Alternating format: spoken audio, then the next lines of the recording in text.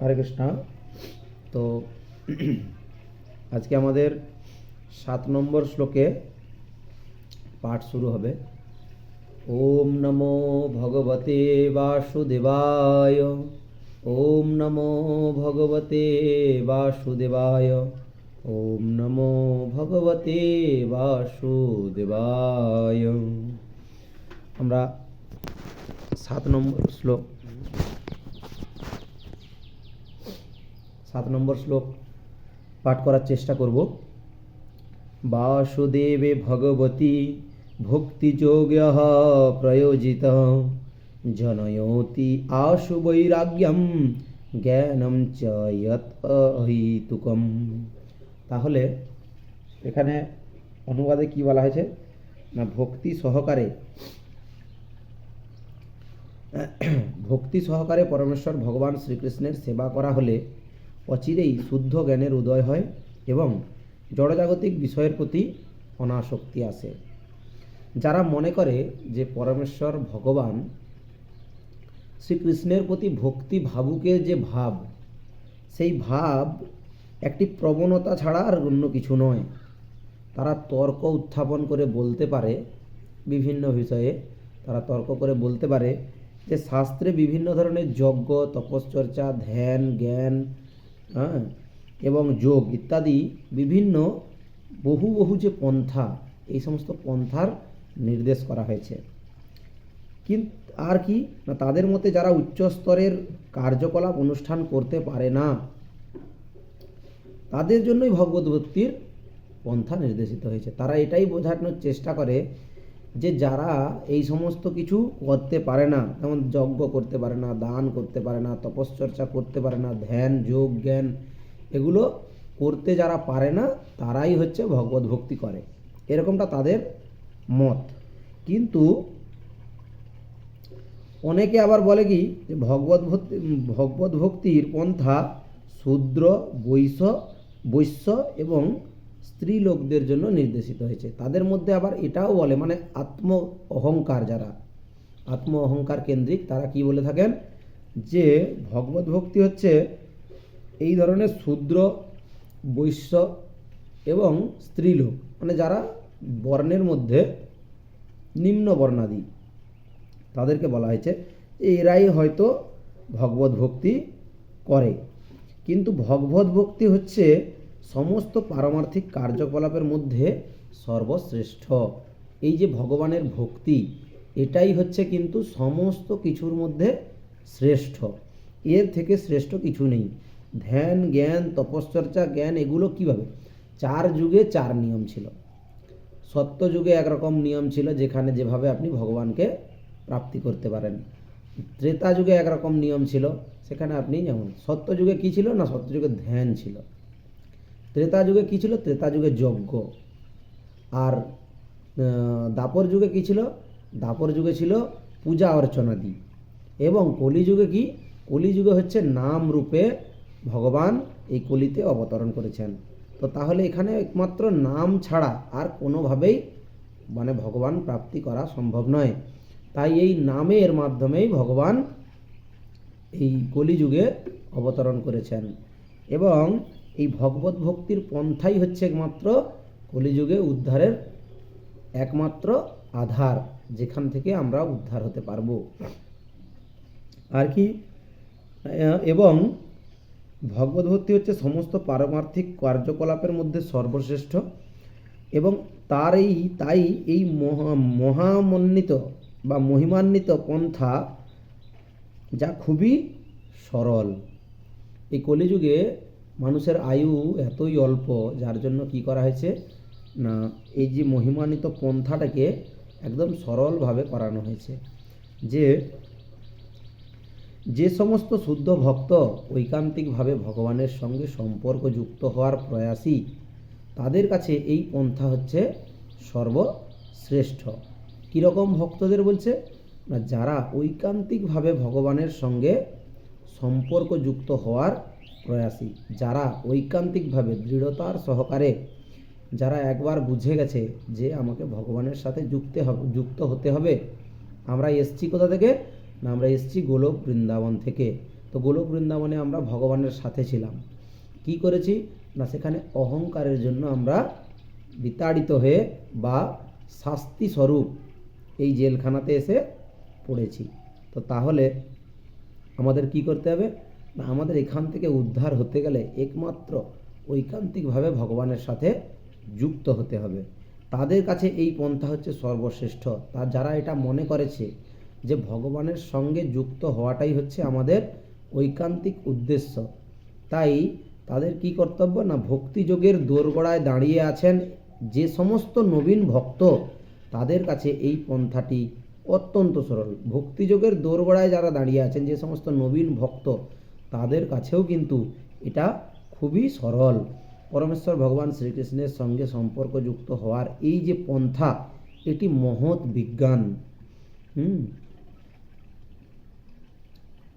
এবং তা প্রতিটি জীবের জন্যই উন্মুক্ত।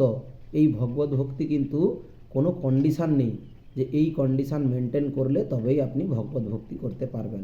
ভগবত ভক্তির জন্য কোনো কন্ডিশান নেই, যা প্রতিটি জীবের জন্য এই ভগবত ভক্তি করাটা একদম সহজ সরল এবং তা উন্মুক্ত, কোনো বাধাগ্রস্ত নেই যে এখানে কেউ বাধা দিবে বা কিছু, এরকম কিচ্ছু নেই, সব কিছু উন্মুক্ত। এবং এমনকি স্ত্রী, বৈশ্য, শূদ্রের থেকেও নিম্ন স্তর যে সমস্ত জীব আছে, আর যে সমস্ত অন্তজ, তাদের সকলের জন্যই ভগবত ভক্তির দ্বার উন্মুক্ত। দেখুন কি বলেছে, বর্ণের মধ্যে নিম্ন বর্ণাদি যেমন বৈশ্য, শূদ্র এবং স্ত্রীলোক, এদের থেকেও নিম্ন যারা একদম অন্তজ, তাদের জন্য কিন্তু এই ভগবত ভক্তির দ্বার উন্মুক্ত আছে। সুতরাং উচ্চ স্তরের ব্রাহ্মণ এবং আত্মজ্ঞানী রাজাদের আর কি কথা, তাহলে উচ্চ স্তরের ব্রাহ্মণ এবং রাজা যারা, তাদের জন্য কি এমন সমস্যা, তারাও গ্রহণ করতে পারে। যেখানে নিম্ন বর্ণের মানুষদের জন্য সুন্দরভাবে তাদের ভগবত ভক্তি করার যে পন্থা, তা সুন্দরভাবে যখন উন্মুক্ত আছে, তো তাহলে রাজাদের জন্য কেন উন্মুক্ত থাকবে না? সে যে উচ্চ স্তরের ব্রাহ্মণ আছে তাদের জন্য স্বয়ং মহাপ্রভু ব্রাহ্মণ কুলে জন্মগ্রহণ করেও তিনি এই যে ভগবত ভক্তির পন্থা, এই পন্থা তিনি দেখিয়ে গেছেন গুরু পরম্পরা দ্বারাই। ওনার যে গুরুদেব ছিলেন ঈশ্বর পরিপাদ, উনি ছিলেন পরম বৈষ্ণব।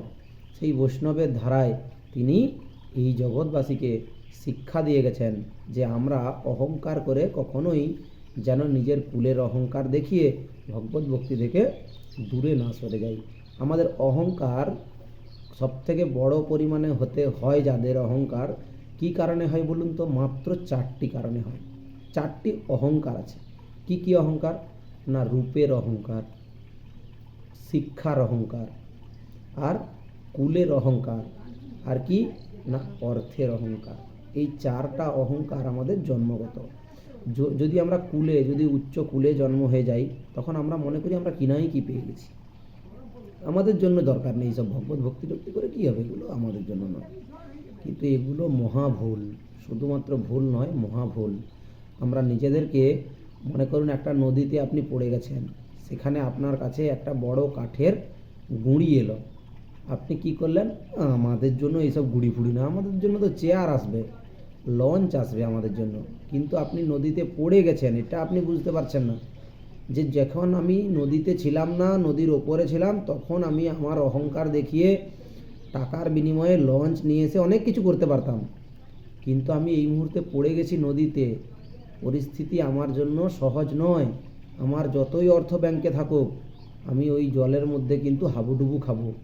ভগবান কৃপা সুলভ আশীর্বাদের ফলে যেহেতু একটা গুঁড়ি আমি পেয়েছি, এই গুঁড়িটাকে আশ্রয় করে যেন আমি নদী থেকে উঠতে পারি, সেরকম পরিস্থিতিতে আমাকে পড়তে হবে। আমি নদীতে ধরুন নদীর মাঝে পড়ে গেছি, আমি কোথাও যেতে পারছি না, তো আমাকে তো বিভিন্ন এই যে নুড়ি একটা আমি পেলাম কাছে, এই নুড়িকে যদি আমি আশ্রয় না করি, তাহলে কি হবে?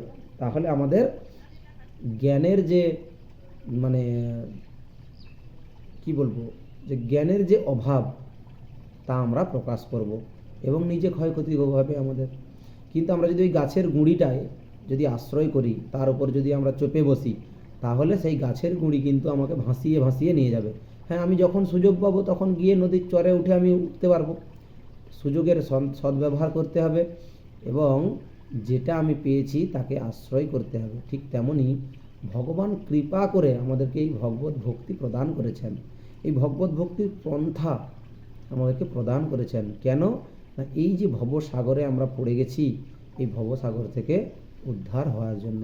তাই আমাদের কি কর্তব্য না, ওই গুণী স্বরূপ ভগবত ভক্তির পন্থা আমাদের অবশ্যই অবলম্বন করা উচিত। আর আমরা যদি এই জিনিস থেকে যদি বিরত থাকি, তাহলে কি হবে, আমাদের নিজেদের মূর্খতা, আমাদের অজ্ঞানতার বহিঃপ্রকাশ আমাদের ঘটবে। আমরা নিজেদেরকে বোঝাবো সবার সামনে যে আমরা বড়ই মূর্খ। আর কি বলেছে, তো অন্য যে সমস্ত পন্থা বেদে নির্দেশিত হয়েছে, যেমন কি যজ্ঞ, দান, তপশ্চর্যা ইত্যাদি, তা সবই ভগবত ভক্তির আনুষঙ্গিক ক্রিয়া। ভগবত ভক্তির যে আনুষঙ্গিক, অর্থাৎ ভগবানের ভক্তি করার সাথে সাথে যে সমস্ত কর্ম করতে হয়, সেগুলো কিন্তু এগুলোই হচ্ছে তাদের সঙ্গে, ভগবত ভক্তির সঙ্গে আছে। যেমন যজ্ঞ, একটু যজ্ঞের উদাহরণ দিই। যেমন ধরুন, এই যে আমরা প্রত্যেক দিন সকালবেলায় উঠে ভাগবতম পাঠ করব, এই যে দৃঢ়তা নিয়েছি, এটা এক ধরনের যজ্ঞ। দান, আমরা এই যে ভাগবত জ্ঞান শ্রবণ করছি, আমরা যখন অন্য কাউকে এই ভাগবতের জ্ঞান প্রকাশ করব, তো এটা এক ধরনের দান হবে। তারপরে কি তপশ্চর্চা, এই যে আমরা প্রত্যেক দিন দৃঢ়তা নিয়েছি, যত যাই পরিস্থিতি হোক, সে 1 ঘন্টা লেট হোক বা 1 ঘন্টা আগেই হোক, আমরা কি করছি না, আমরা দৃঢ়তা সহকারে আমরা প্রতিনিহত নিত্যম ভাগবত সেবয়া, এই যে আমরা প্রতিদিন ভাগবতের সেবা করছি, তো এটাও কিন্তু বড় তপস্যা। এটা হচ্ছে ভগবত ভক্তির আনুষঙ্গিক ক্রিয়া। তাহলে আমরা কি করছি, আমরা করছি ভগবত ভক্তি। তো ভগবত ভক্তি করতে গেলে কি কি করতে হবে, তা কিন্তু সব আমরা এই ভক্তি যোগের মাধ্যমে আমরা সব পেয়ে যাচ্ছি। তাহলে আমাদের আলাদা করে দান করার কোনো প্রয়োজন নেই। আপনি কি দান করবেন, অর্থ দান করবেন, খাবার দান করবেন, কাকে দান করবেন, পশুকুলকে, প্রাণীকুলকে, পক্ষীকুলকে করুন, কোনো অসুবিধা নেই। কিন্তু সেই দানটা যদি যথাযথ দান হয়, তাহলে কতই না সুন্দর হয়। মনে করুন ওই দানটা আপনি করেছেন, কাউকে একটু খাবার দান করবেন, দোকান থেকে গেলেন, খাবার কিনলেন, দিয়ে দিলেন, তাতে আপনি যতটা ফল প্রাপ্ত হবেন আপনি সেটাই দান করুন। কিন্তু ভগবানকে নিবেদিত করে, ভগবানকে যে নিবেদিত বস্তু বা ভগবানের প্রসাদ, সেই প্রসাদ যদি আপনি বিতরণ করেন, সেই প্রসাদ যার দেহের মধ্যে যাবে, সেই 84 লক্ষ জীবের মধ্যে যে কোনো জীবের মধ্যে যদি সেই ভগবানের এক কণা প্রসাদও যায়, তাহলে তার অনেক ঊর্ধ্বগতি হবে। তার সেই যে নিম্ন কুলে নিম্ন জনিতে জন্মগ্রহণ করে সে যে কষ্ট পাচ্ছে, সেখান থেকে সে উদ্ধার হবে। আর আপনি ভগবানের কাছে কৃপা পাবেন যে হ্যাঁ, আপনার জন্য ওই জীবটা উদ্ধার হতে পেরেছে। ভগবান কি করেন, তার প্রতিনিধিদের পাঠান যে এই জড়জগতের যত মানুষ আছে বা যত জীব আছে, ওদেরকে কিভাবে উদ্ধার করা যায় তার পথ দেখিয়ে দেন এবং তাদেরকে সেই অনুশীলন করার মাধ্যমে তারা কিন্তু ভগবানের কাছে ফিরে যান। এবার আমরা যদি ভগবানের কাছে ফিরে যাই, তাহলে আমরা কার মাধ্যমে যাব, আমরা আমাদের গুরুদেবের মাধ্যমে যাব। গুরুদেব কে, গুরুদেব হচ্ছেন ভগবানের প্রতিনিধি, যিনি আমাদেরকে ভগবানের কাছে ফিরে নিয়ে যেতে সাহায্য করেন। তাই আপনার মাধ্যমে যদি কোনো একটা নিম্ন জনিতে জন্মগ্রহণ করা জীব যদি কোনো কারণে প্রসাদ পেয়ে উদ্ধার হয়, তাহলে আপনারা ভেবে দেখুন আপনারা ভগবানের কাছে কতটা কৃপা পাবেন। আপনারা তখন হচ্ছেন ওই যে নিম্ন কুলে নিম্ন জনির যে জীবটা উদ্ধার হলো, আপনি হলেন তার গুরুদেব, আপনি হলেন কাণ্ডারী। এই ভবতারণ থেকে আপনি তাকে উদ্ধার করলেন। সে পরবর্তীকালে তার কর্মফলের বিবেচনায় সে যদি কোনো কারণে মনুষ্য জন্ম পেয়ে যায়, তাহলে সে ভগবত ভক্তি করে ভগবানের ধামে প্রত্যাবর্তন করতে পারবেন, তার জন্য আপনি আশীর্বাদ পাবেন। এই জন্য বলেছে যে ভগবত ভক্তি হচ্ছে সর্বশ্রেষ্ঠ। এই ভগবত ভক্তির মধ্যেই কিন্তু বিভিন্ন ধরনের জ্ঞান, তপস্যা, সমস্ত কিছু আপনারা পেয়ে যাবেন। তাই আমাদেরকে জ্ঞান, যজ্ঞ, তপশ্চর্যা এগুলোতে গুরুত্ব না দিয়ে এক ভগবত ভক্তির ওপর যদি আমরা গুরুত্ব দিই, আমরা বলছি না ওগুলোকে অবমাননা করুন, ওগুলো ভগবত ভক্তির মধ্যেই হবে। যেমন আপনি কোনো যদি জ্বরের ঔষধ খান, তার সাথে আপনাকে গ্যাসের ওষুধ দেওয়া হয়, কেন দেওয়া হয় না? এগুলো যে আনুষঙ্গিক, আপনাকে এর সাথে ওটা নিতে হবে। ঠিক তেমনই আপনি যদি ভগবত ভক্তি করেন, তো আপনার অলরেডি গ্যাসের ওষুধ ওর সঙ্গে থাকবেই। আপনার জ্ঞান, তপস্যা এগুলো কিন্তু গ্যাসের ওষুধের মতো সাইড থেকে এগুলো হয়েই যাবে। ঠিক তেমনই আপনি তো ভগবত ভক্তি পুরো মানে ক্যাটাগরি, আপনি যে ভগবত ভক্তি করছেন এটা কোনো কর্ম না, এটা হচ্ছে ক্যাটাগরি। আর এই ক্যাটাগরির মধ্যে অনেক কর্ম পড়ছে, যেগুলো এই ধরুন জ্ঞান গ্রহণ করা, শাস্ত্র অধ্যয়ন, যজ্ঞ, তপস্যা, বিভিন্ন আদি কর্ম, এই সমস্ত কর্ম ভগবত ভক্তির মধ্যেই পড়ছে। তাহলে আপনি শুধুমাত্র যদি ভগবত ভক্তি করেন, তো আপনি তো ঠকে যাবেন। এরকম আপনার মনে হতেই পারে যে আমি শুধু ভগবত করছি, ভক্তি করছি, জ্ঞান, তপস্যা এগুলো তো আমার হচ্ছে না, বৈদিক বেদে এই ধরনের সব আদেশ দেওয়া আছে। এগুলো আপনার ভুল ধারণা।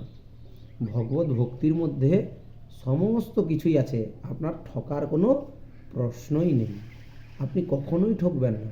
এই ধরনের ধারণা কাদের হয়? যারা মায়াবাদী, যারা জড়বাদী, তাদের জন্য হয়। আমরা অনেক সৌভাগ্যের ফলে, অনেক পূর্বজন্মের স্বীকৃতির ফলে আমরা আজকে সর্বপ্রথম ইসকনের মতন একটা প্ল্যাটফর্মে আমরা আসতে পেরেছি। শিল প্রভুপাদের ছত্রছায়ায় আমরা আসতে পেরেছি।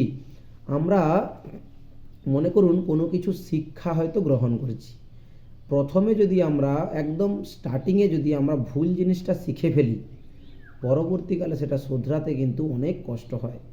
কিন্তু আমরা যেহেতু অনেক স্বীকৃতির ফলে একদম প্রথমেই ইসকনের সাথে জুড়েছি, তাহলে আমাদের এত সৌভাগ্য।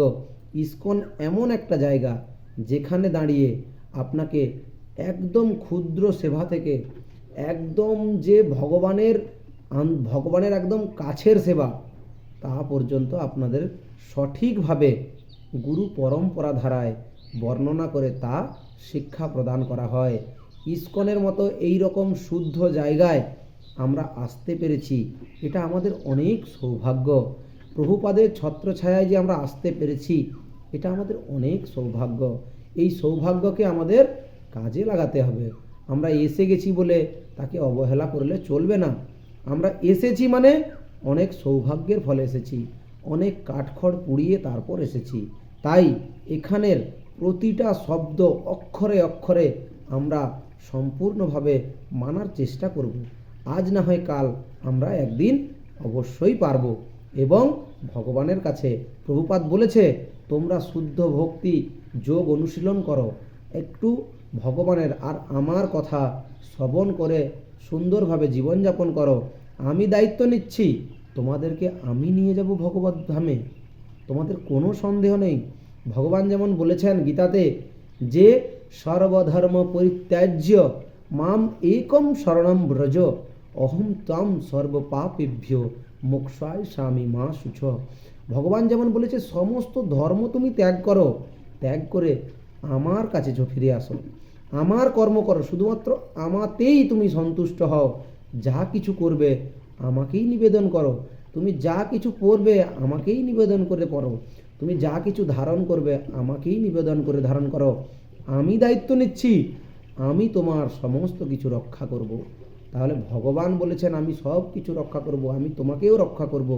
আর প্রভুপাদ বলেছেন যে শুধুমাত্র তোমরা আমার কথাতে আমি যা বলেছি তা তোমরা পুঙ্খানুপুঙ্খভাবে পালন করো। আমি তোমাদের কথা দিচ্ছি, আমি তোমাদেরকে গোলকধাম অবশ্যই নিয়ে যাব। তাহলে প্রভুপাদ কেন এত গ্যারেন্টি সহকারে বলতে পারছে যে আমি অবশ্যই তোমাকে নিয়ে যাব? কারণ প্রভুপাদ গুরু পরম্পরা ধারায় আছেন। প্রভুপাদ নিজের বক্তব্য প্রদান করছেন না, প্রভুপাদ উনার গুরুদেবের কথা ব্যক্ত করছেন।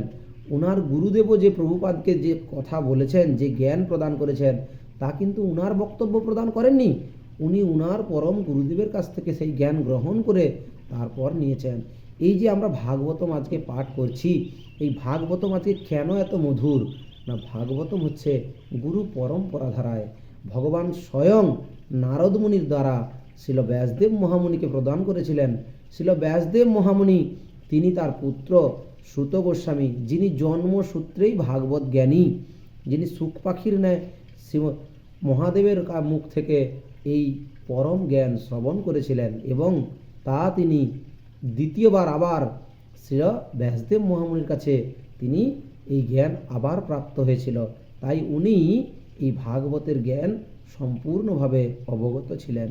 সেই সুখদেব গোস্বামীর মুখ নিঃসৃত যে এই পরম আনন্দময় দিব্য আনন্দ প্রদানকারী এই যে ভাগবতের মহিমা, ভাগবতের যে শুদ্ধ জ্ঞান, তা আমরা প্রদত্ত গুরু পরম্পরা অনুসারে প্রাপ্ত হয়েছি।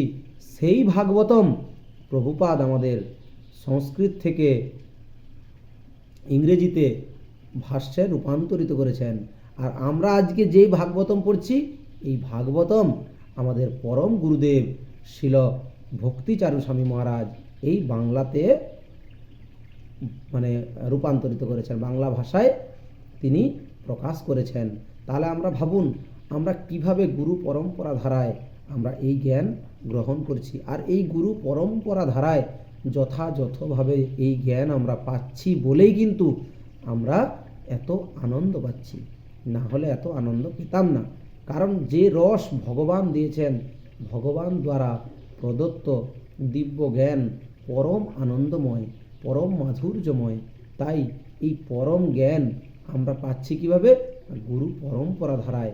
আমরা আমাদের শিল জয় পতাকা স্বামী মহারাজের যে গুরু ভ্রাতা শিল ভক্তিচারু স্বামী মহারাজের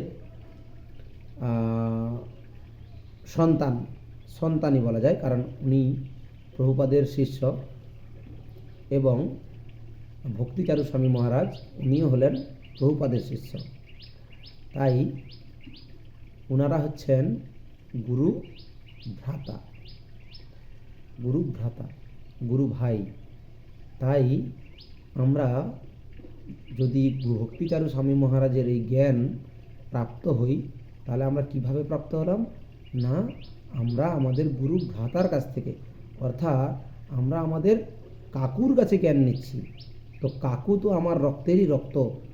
এটা হচ্ছে যেমন দৈহিক রক্তে আমরা কাকু বলি, তেমন আত্মীয় যে আত্মার যে সম্পর্ক, সেই আত্মার সম্পর্কে আমাদের কাকু হন উনি।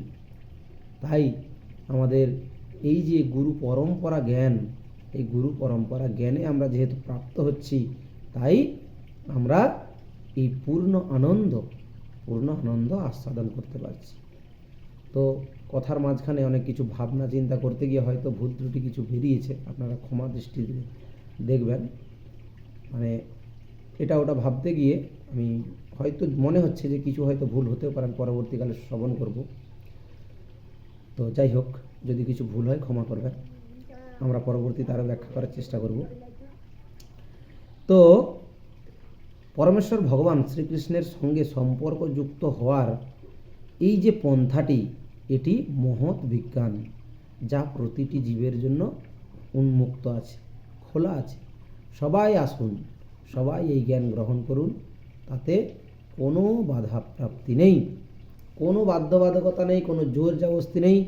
আপনারা আপনাদের মতো সুন্দরভাবে যতটুকু এই জ্ঞান গ্রহণ করতে পারবেন ততটুকুই গ্রহণ করুন, তার জন্য কোনো যোগ্যতার প্রয়োজন নেই। আর কি বলেছে না, জ্ঞান এবং বৈরাগ্য হচ্ছে পারমার্থিক উন্নতির পথে দুটি অত্যন্ত গুরুত্বপূর্ণ অঙ্গ। কি বলেছে না, জ্ঞান আর বৈরাগ্য, এই দুটো জিনিস হচ্ছে পারমার্থিক জ্ঞান লাভের এক বিশেষ অঙ্গ। তো পারমার্থিক পথ জড় এবং চিন্ময় উভয় বিষয়ের পূর্ণ জ্ঞান দান করে। এই যে পারমার্থিক পথ, এটি কি করে না জড় এবং চিন্ময় দুটি বিষয়কেই পূর্ণ জ্ঞান, এই যে দুটি যে বিষয় আছে এই দুটি বিষয়ে সম্পূর্ণ জ্ঞান প্রদান করেন।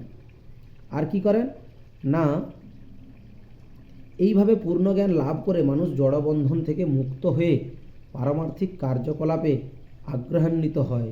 জড় বিষয়ের প্রতি অনাসক্ত নিষ্ক্রিয়তা নয়, যা অল্প বুদ্ধিসম্পন্ন মানুষেরা মনে করে থাকে। কি বলেছে না মানুষ জড়বন্ধন থেকে মুক্ত হয়ে পারমার্থিক কার্যকলাপে আগ্রহান্বিত হয়। কিভাবে না এই যে আমরা গীতা পাঠ করে বুঝতে পেরেছি যে কিভাবে আমরা এই জড় আসক্তির মধ্যে প্রবেশ করে আছি এবং চিন্ময় জিনিস কি তাও জানতে পেরেছি। চিন্ময় জ্ঞান গ্রহণ করে চিন্ময় ধামে কিভাবে ফিরে যাব তাও আমরা জানতে পেরেছি গীতা পড়ে। এবার এই চিন্ময় জ্ঞান প্রাপ্ত হয়ে চিন্ময় ধামে গিয়ে আমরা কি করব তাও জানতে পেরেছি।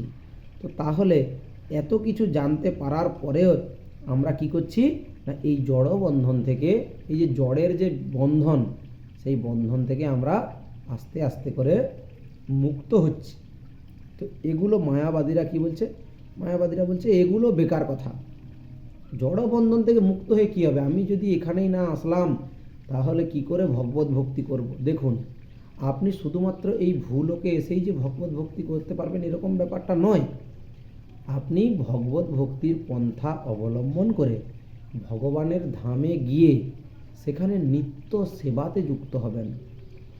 এই নিত্য সেবাও তো ভগবত ভক্তি। তাহলে ভগবত ভক্তি শুধুমাত্র এই যে ভূলোকেই যে আপনি করতে হবে এর কোনো মানে নেই। ওনারা মনে করেন এই দেহতে থাকাটা খুব গুরুত্বপূর্ণ, অর্থাৎ ইন্দ্রিয় তৃপ্তি করাটা খুবই গুরুত্বপূর্ণ। তাই জন্য ওনারা বলেন যে এই দেহের অনেক গুরুত্বপূর্ণ, এই দেহের কোনো ভ্যালু নেই। আপনি মনে করুন আজকে আপনি আপনার শরীরের মধ্যে থাকার পরে আপনি যেমন একটা শূকরের দেহকে খুব নিকৃষ্ট বলে মনে করেন, একটা কাকের দেহকে আপনি আরও নিকৃষ্ট বলে মনে করেন, একটা শকুনের দেহ, হ্যাঁ এগুলোকে আপনারা কি মনে করেন খুবই নিকৃষ্ট দেহ। ওদের কষ্ট হয় না, ওদেরকে দেখলে কেমনভাবে ওরা আছে, ওদের জীবনটা একদম শেষ। ঠিক তেমনই ভগবান আমাদেরকে দর্শন করছেন যে আমরাও যে মানুষ জন্ম হয়ে এখানে অধঃপতিত হয়ে পড়ে আছি, যতই স্নান করি যতই শরীরের ময়লা আমরা সরাই কিন্তু আমরা তো এই যে পচাগলা দেহ নিয়ে আছি।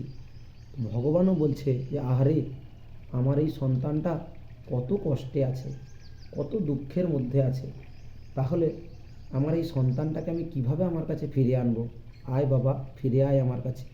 ভগবান ক্রন্দন করেন ভক্তদের জন্য। ভক্ত কষ্ট পেলে ভগবান আরও বেশি কষ্ট পান। ভগবানের জন্য আমাদের এই যে প্রেম, এই যে দিব্য আনন্দ, এই আনন্দ কিন্তু অনেক দিনের পুরনো। আমাদের সম্পর্ক যে এই যে প্রভু ভৃত্যের, আমরা যে ভগবানের দাস, আমরা কি করেছি ভুলে যাই। আর এই ভুলে যাওয়ার জন্যই কিন্তু যত সমস্যা হচ্ছে। তাই জড় বিষয়ের প্রতি অনাসক্ত নিষ্ক্রিয়তা নয়, যা অল্প বুদ্ধি সম্পন্ন মনে করে। কি না এই যে জড় বুদ্ধি সম্পন্ন বললাম এক্ষুনি, যে জড় বুদ্ধি সম্পন্নতা যে মানুষ তারা কি মনে করেন না জড় বিষয়ের প্রতি অনাসক্ততা, হ্যাঁ মানে জড় বিষয়ের প্রতি যে আসক্তিহীনতা এটাকে তারা মেনে নিতে পারেননি। আসক্তিহীনতা হয়ে হবেটা কি তারা বলতে চান যে আসক্তিহীন হয়ে কী হবে, আমার বাড়ি আমাকে তো রক্ষা করতে হবে না। এই যে আমার বাড়ি, আমার গাড়ি, আমার স্ত্রী, আমার সন্তান, আমার বাবা, আমার মা, আমার স্বামী, আমার পুত্র, তো এই যে আমার ব্যাপারটা আছে, কে আমার? অভিমন্যু যখন দেহত্যাগ করে তখন তাকে যেহেতু চক্রব্যূহে মারা হয়, তখন অর্জুন অনেক ক্রন্দন করেছিল। ক্রন্দন করতে করতে ভগবান তাকে বলছে তুমি কার জন্য কান্না করছো? বলছে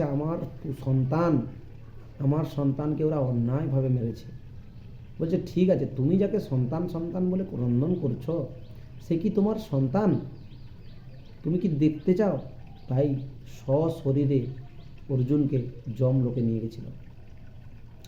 নিয়ে গিয়ে সেই অভিমন্যুকে ডেকে অর্জুনকে জ্ঞান দিয়েছিল যে তুমি দেখো কিভাবে তোমার সন্তানকেই তুমি প্রশ্ন করো যে তোমার সন্তান ও কি না।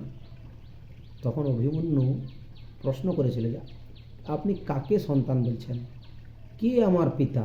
আপনার মতো আমি এরকম লক্ষ লক্ষ পিতা পেয়েছি, লক্ষ লক্ষ মাতা পেয়েছি, আমি পরবর্তীকালে আবার জন্ম হলে আমি আবার একজন পিতা পাব।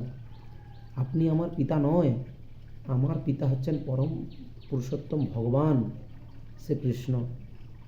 তাই উনি আমাদের পিতা, উনি পরম শাশ্বত, উনি পরম সত্য। আপনারা তো শুধুমাত্র অভিনয় মাত্র। আমি শুধু আমার কর্মফলের জন্য আমি গেছিলাম আপনার সন্তান রূপে। তাই আমি আপনার সন্তান নই। আপনার এগুলো হচ্ছে জড় জ্ঞান। এই জড় জ্ঞানের প্রভাবে আপনি আমাকে সন্তান বলে মনে করছেন।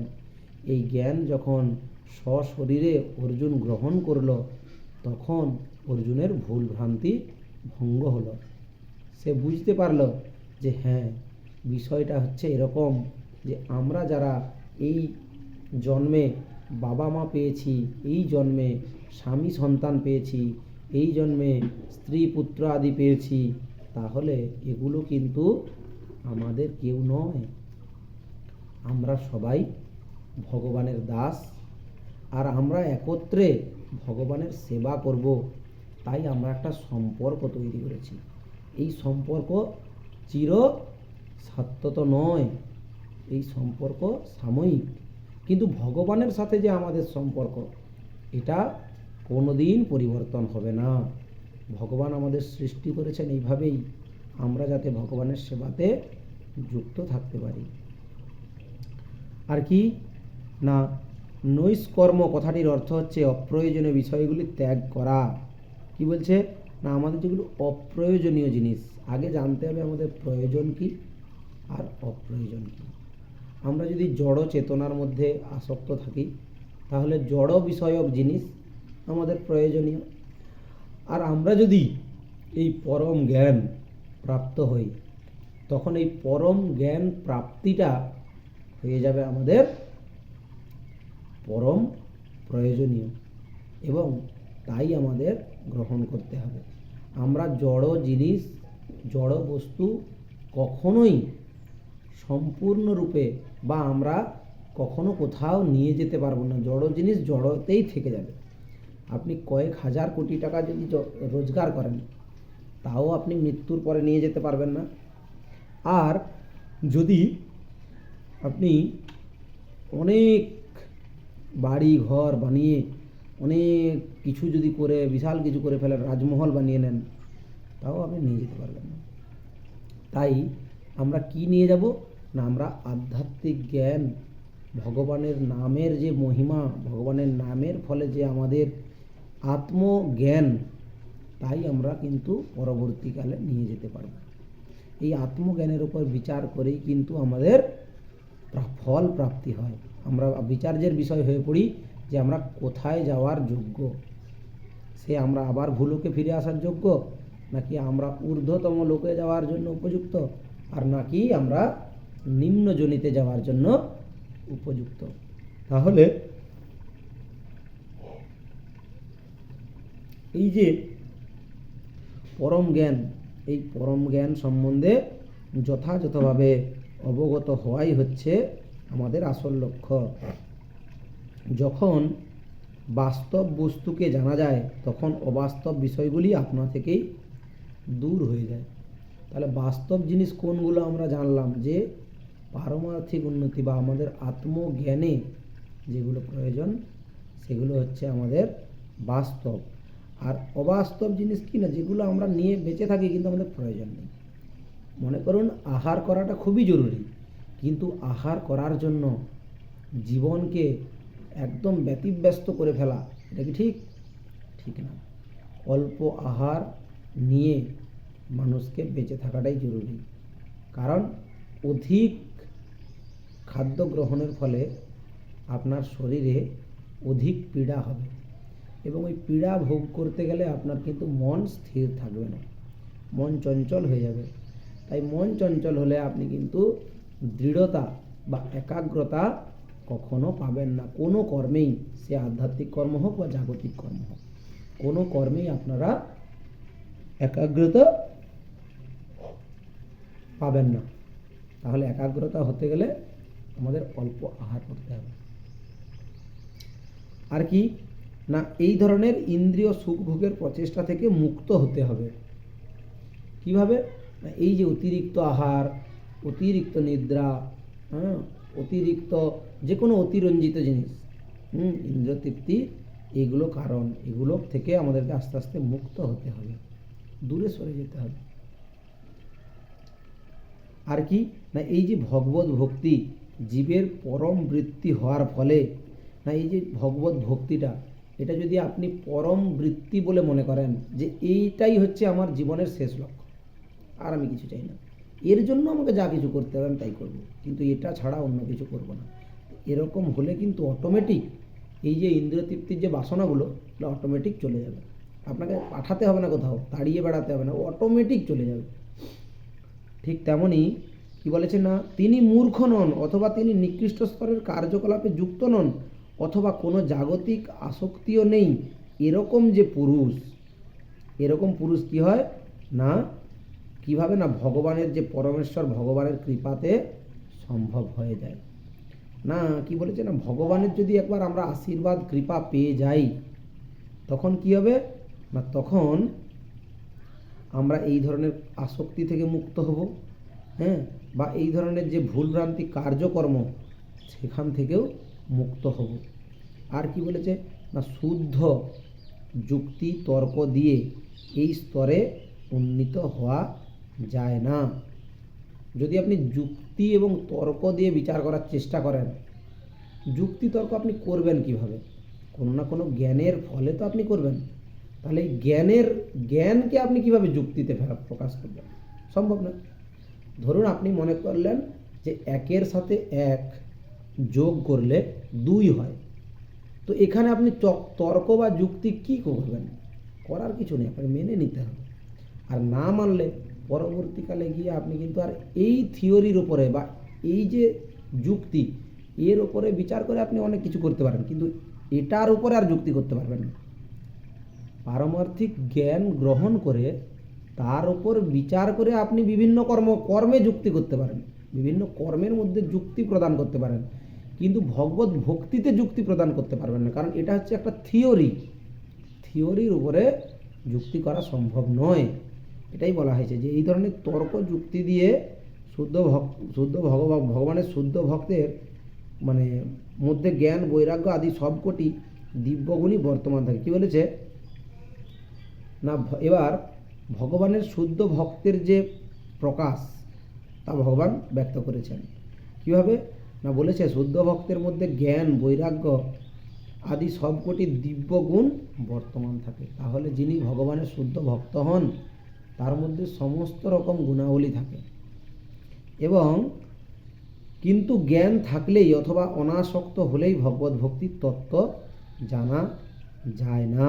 দেখুন কি বলেছে, আপনি যদি খুব জ্ঞানীও হয়ে যান, ধরুন আত্মজ্ঞান লাভের জন্য সমস্ত শাস্ত্র অধ্যয়ন করে নিয়েছেন, সব জ্ঞান আপনার মধ্যে চলে এসছে, অথবা আপনি অনাসক্ত হয়েছেন, আমি এটা খাবো না, ওটা খাবো না, ওটা আমি গ্রহণ করব না, সব কিছু করবো না, অনাসক্ত, কোনো কিছুর প্রতি আসক্তহীনতা হয়ে গেলেন, আর খুব জ্ঞানী হয়ে গেলেন, সব জেনে গেলেন, ভাগবতম পুরো মুখস্থ, গীতা একদম ঠোঁটস্থ, চৈতন্য চৈতন্যমৃত সব একদম পুরো প্রাপ্ত, সব কিছু হয়ে গেলেন, 4 বেদ 18 পুরাণ সব পড়ে নিলেন, সব জ্ঞান হয়ে গেল, তাও বলছে ভগবত ভক্তির তত্ত্ব জানা যাবে না।